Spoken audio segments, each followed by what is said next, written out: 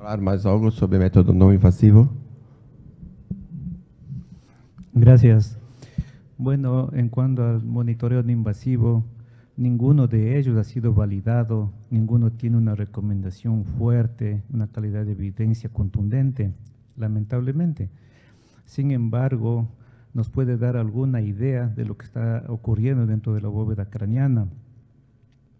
Entonces, yo también comparto la idea del doctor Paranos, es mucho mejor una medición invasiva, pero sin embargo, en los hospitales en los que no disponemos de estos métodos, de esta tecnología, sí nos dan alguna idea. Recordemos que, por ejemplo, si hacemos un Doppler transcraneal con el índice de pulsatilidad, o si aplicamos una fórmula de Belder o de Belfort para presión de perfusión cerebral, estos son solo signos indirectos de una hipertensión endocraniana. No nos están diciendo exactamente cuánto es, sino más o menos una correlación que se realiza. Ahora, esto como monitoreo multimodal probablemente nos ayude a no tener nada, ¿no? De pronto para utilizarse en sitios en los cuales no disponemos de un sensor de PIC, no disponemos de una PTO2, una microhidrosis cerebral, etcétera, en los cuales pues son otros monitoreos más complejos y prácticamente se necesitan recursos. En cuanto a la pupilometría, les había comentado de que el 92% de los centros lo utiliza, incluso más que la escala del coma de Glasgow, que alcanza un 80% de los centros encuestados en el trabajo presentado. Eso denota que casi todo el mundo o todos utilizamos esto, pero muchas veces sin evidencia, sino simplemente pues porque no hay otra alternativa, ¿no? Igual no sé si a nivel del Doppler transcraneal usted puede decir algo. Yo pienso una cosa, revisando este tema, yo realmente soy neurólogo vascular, llevo aproximadamente 15 años viendo pacientes cerebrovasculares, grados clínicos buenos dentro de una unidad, un gran por ciento de hemorragias subaracnoideas, pacientes con hemorragias intracerebrales. En varias ocasiones he tenido que guiarme por el índice de pulsatilidad en los pacientes con hemorragias intracerebrales. O sea, yo no tengo mucha experticia, mucha experiencia en trauma craneoencefálico, es la realidad. Pero revisando esto, repito, insisto en lo que dije, no hay un trabajo que evalúe el índice de pulsatilidad en arteria basilar. Me llama la atención eso. Es que el compartimento infratentorial no existe. Y la arteria basilar tal vez no haya sido evaluada porque un paciente politraumatizado, rotar el cuello, flexionarlo sea un poco difícil, pero nos ocurre igual en la cerebral, en la hemorragia subaracnoidea, y con un poco de experiencia uno llega a coger la arteria basilar. O sea, no es difícil. Lo otro es que la mayoría de estos estudios parten de centros que tienen todos los recursos. Y entonces, si vamos a validar, necesitamos un gold estándar, que es la presión intracraneal en monitoreo invasivo. Entonces, esto hay que hacerlo en centros donde se puede hacer. Lamentablemente, y en la mayoría de los casos, no tenemos la posibilidad de presión intracraneal, monitoreo continuo.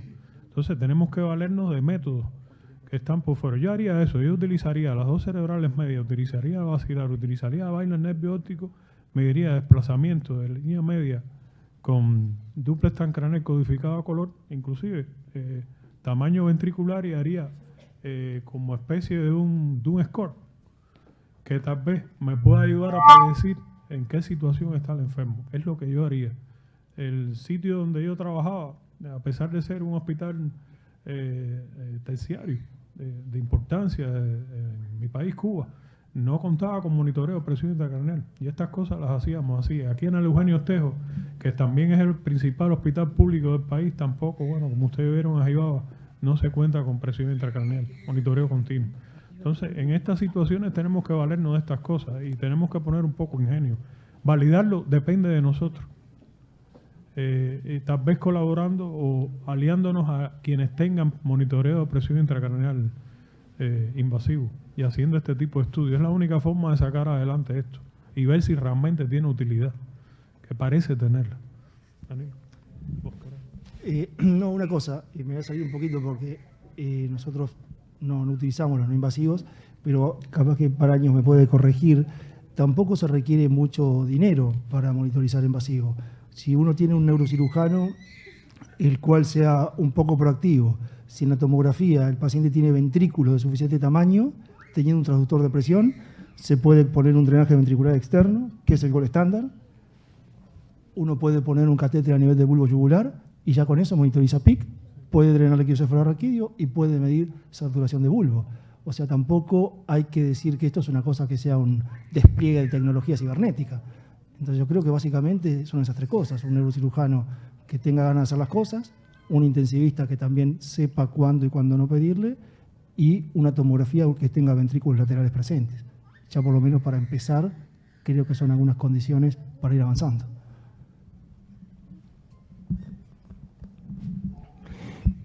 Eu me gusta muito quando escuto alguém falar de custos em PIC.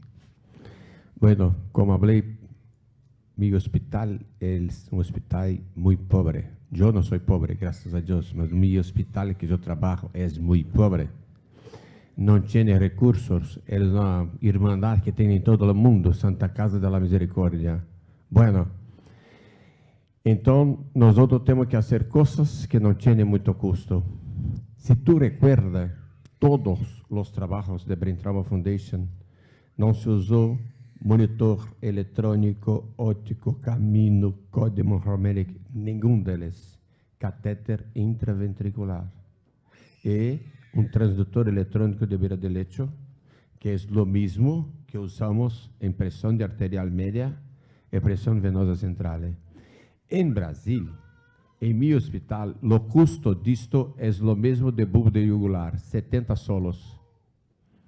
Se isto é caro, melhor não fazer medicina.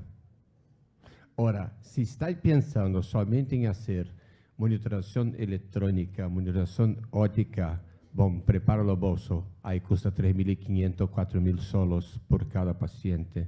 Para a medicina pública, isso não é possível. Mas é possível fazer tudo isso com catéter intraventricular. Paranhos, mas o ventrículo é muito pequeno, começa a pulsionar, que depois de pulsionar 1.000, vai acertar todos. Agora, se vai pulsionar um por vez, um por ano, não vai acertar nunca. Não existe ventrículo pequeno para quem hace 3, 4 pulsões por dia. Essa é que temos que aprender. Há recursos para fazer as coisas, mas tem que começar, tem que começar a fazer. Não pode ficar esperando que caia do céu.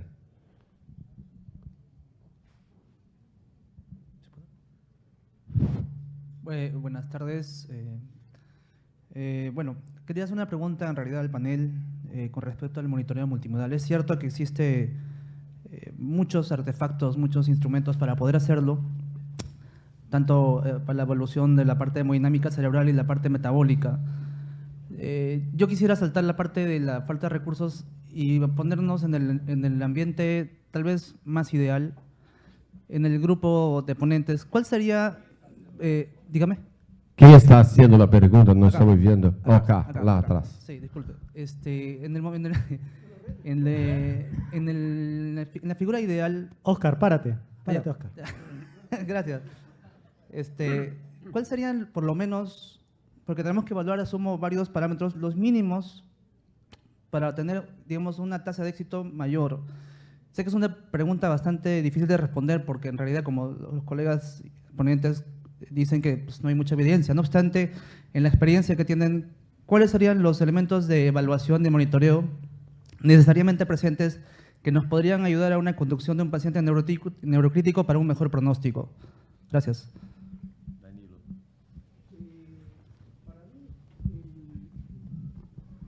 Más allá que todos los aparatos que mostré en la foto, lo que es así, lo mínimo es tener un intensivista que sepa interpretar los datos. Eso. Porque uno puede tener 300.000 datos en una cosa y si no toma conductas con eso, no. Entonces, es una respuesta muy ambigua y muy ecléctica la que te estoy dando, pero es eso, la verdad. Porque si uno capaz que tiene un paciente con la cabeza toda pinchada, como la tenemos nosotros, y entregás la guardia al otro día con 30 de PIC, el tipo con una PTO2 de 5, saturación de bulbo de 20, un NIRS de 40, ¿para qué te sirve? En cambio, si tenés un paciente en Minas Gerais con un drenaje ventricular externo hecho con una sonda, con PIC de 10, y el paciente con una saturación de bulbo de 70%, bien perfundido, es mejor eso antes que tener un despilfarro de recursos y no saber utilizarlo.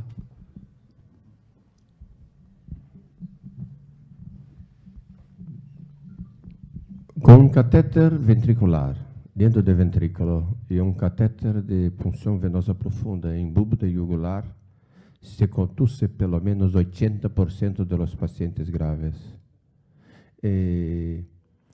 Eu tenho PTO2, eu tenho Doppler, eu tenho temperatura cerebral. Se mi coche há 20 anos é Mercedes, todo ano eu troco por uma nova.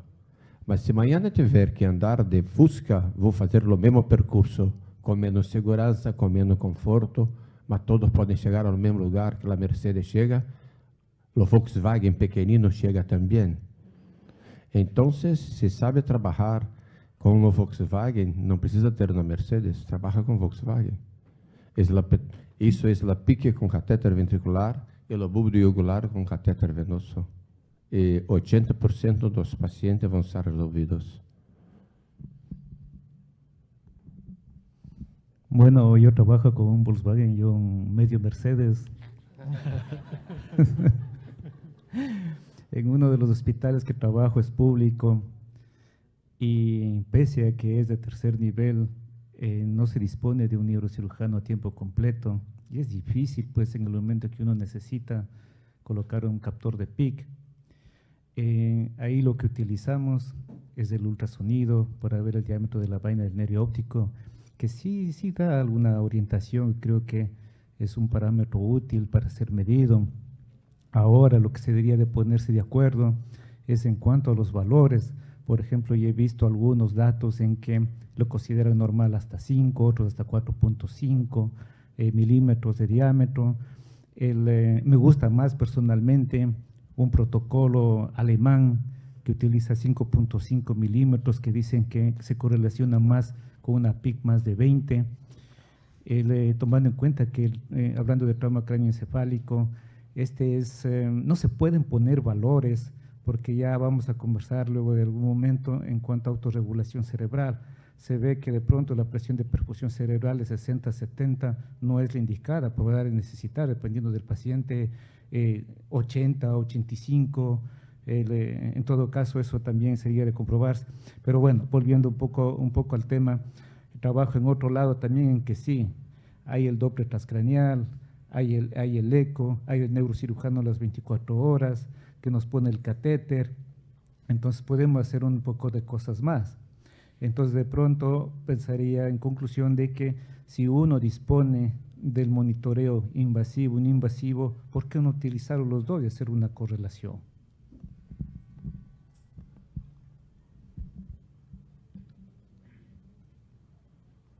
Adelante, doctora. Buenas tardes. Brillantes exposiciones. Soy la doctora López del Hospital Almenara, de la UCI General. Hay un paciente que seguramente debe ser bastante controversial. Su manejo en cuanto a su edema cerebral en la etapa aguda está descrito usualmente con presión intracraneal. Pero la condición que tiene este paciente de coagulopatía en el momento hace que por lo menos acá en el Perú tengamos mucha dificultad para que se le coloque. Es el paciente con edema cerebral en falla hepática aguda. Quisiera escuchar sus recomendaciones al respecto y nuevamente mis felicitaciones a la mesa. ¿Cómo es su nombre? Rosaluz López. José, yo no entendí nada de que te hablaste muy rápido. Só escutei a palavra edema cerebral. Então, quero falar só sobre isso e a dúvida, os outros que falam bem de espanhol vão falar para ti. Existe erro na interpretação de hipertensão intracraniana de edema cerebral e inchaço cerebral. A metodologia terapêutica é completamente diferente de um do outro. Para tratar o inchaço, o volume que aumentou dentro da caja craniana está dentro do vaso.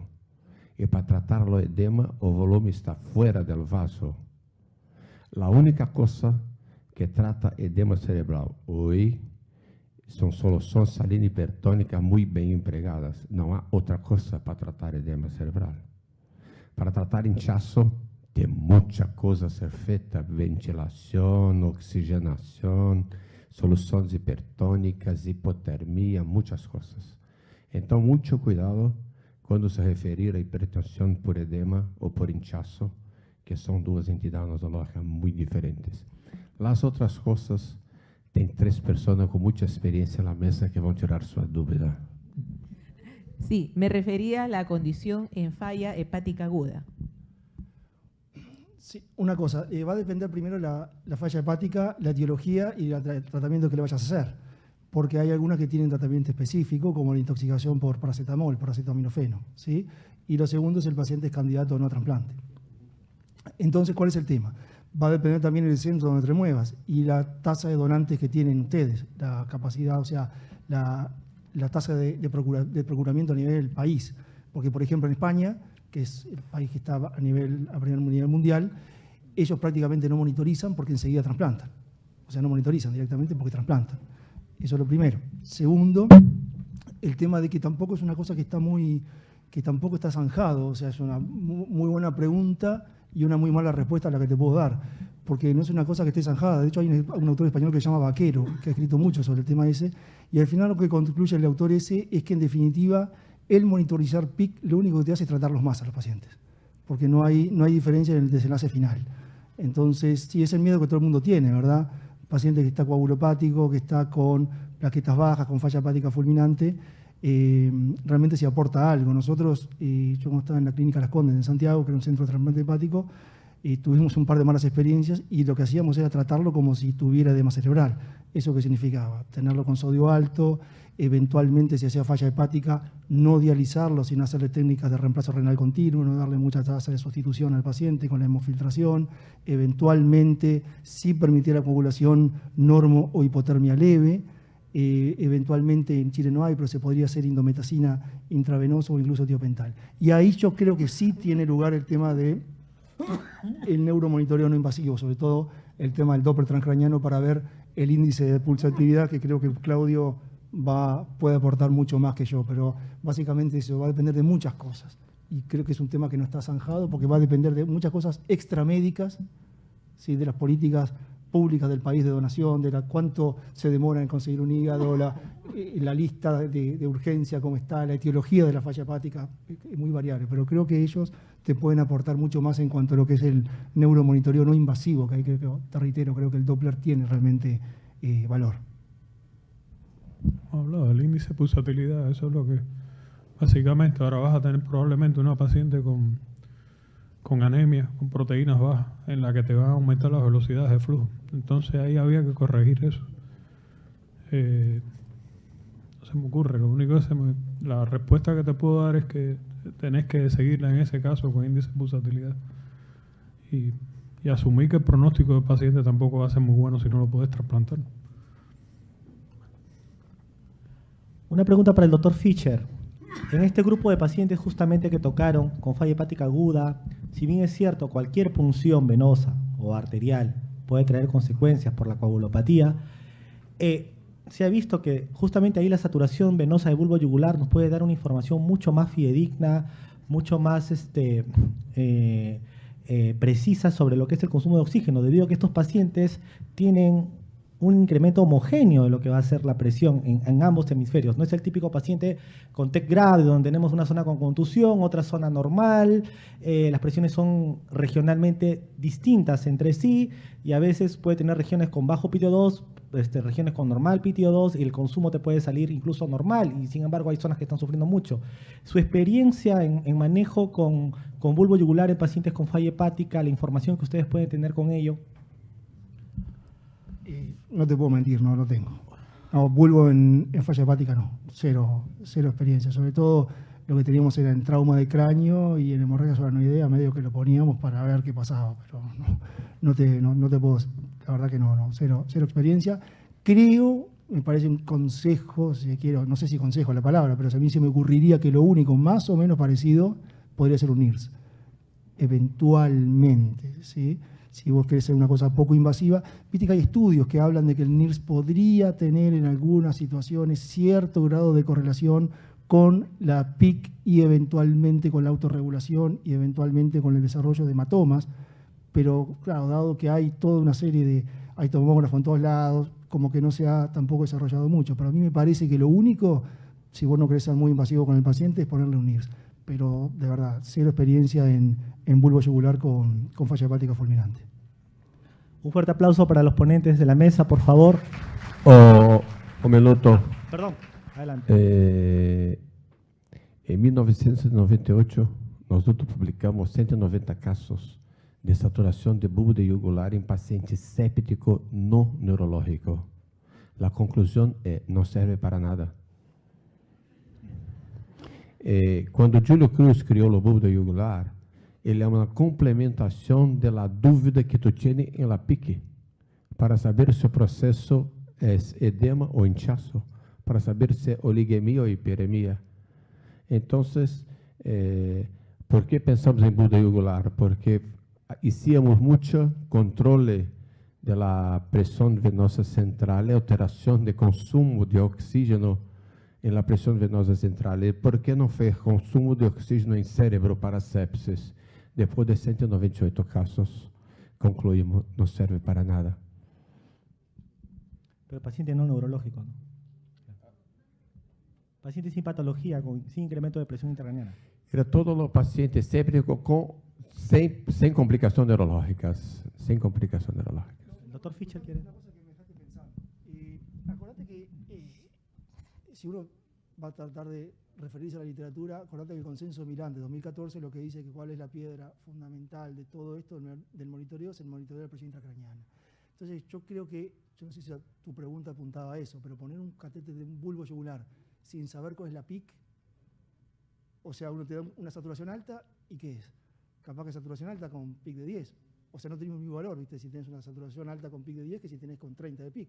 O al revés, una saturación baja. Entonces, yo no sé si vos lo decías en el contexto de monitorizar PIC o solamente el bulbo puesto para ver cómo está la hemodinamia cerebral. No, con ambos.